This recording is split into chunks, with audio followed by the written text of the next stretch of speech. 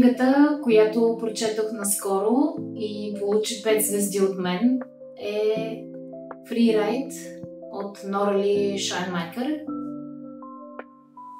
Първата ми среща с Нора е в нейния YouTube канал.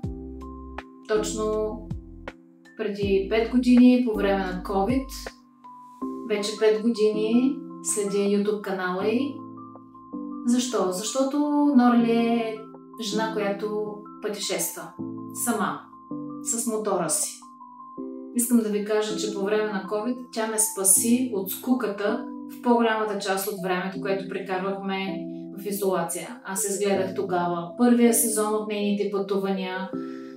Беше ми интересно как така е решила сама да пътува с мотор в страни от Близкия изток, Далечния изток, арабски страни. После отиде в Южна Америка, тръгна от Патагония към Аляска. Всичко за мен беше абсолютно интересно, вълнуващо. Съпреживявах нейните истории, защото освен, че добре филмира, тя и добре разказва своите срещи с хората, начинът, по който визуално представя нещата, е уникален.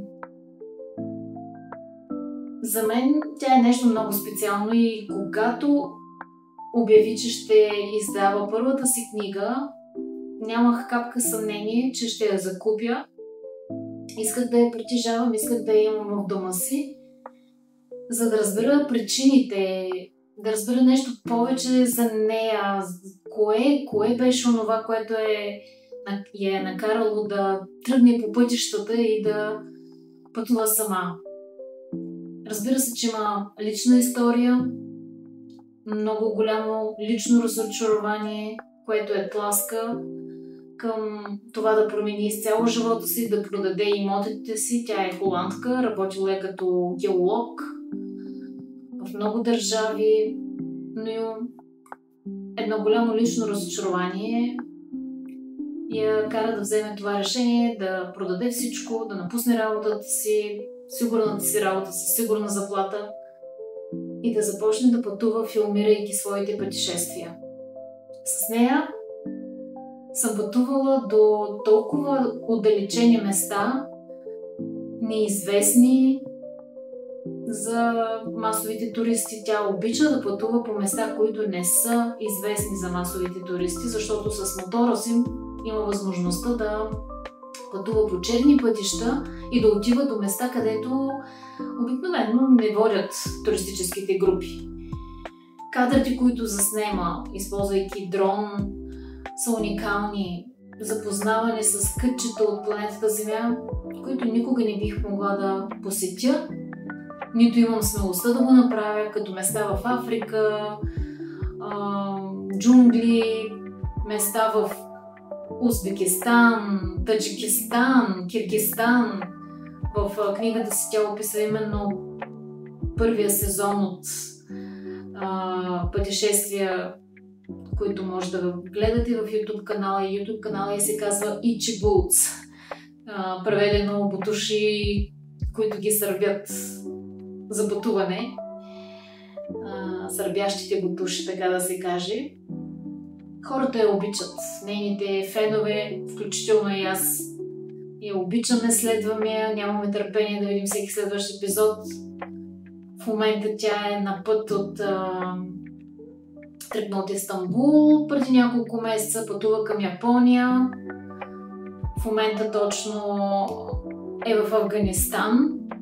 Изумително, защото Афганистан в момента е под контрола на талибаните и тя направи тази смела крачка да мине за няколко дена през Афганистан с мотора си, знаейки, че ще бъде спирана от талибани, защото те имат такъв тип пунктове за проверки. Уникална смелост. Рядко мъже биха могли да го направят, а тя, сама жена в Афганистан, минава и носи със себе си дружелюбност, мир, спокойствие, уважение и респект към всяка една от културите, сред които е била. Хареса ми начина, по който я пише в книгата си, защото разказва за емоции, чувства, страхове, които ние не винаги виждаме в видеята й.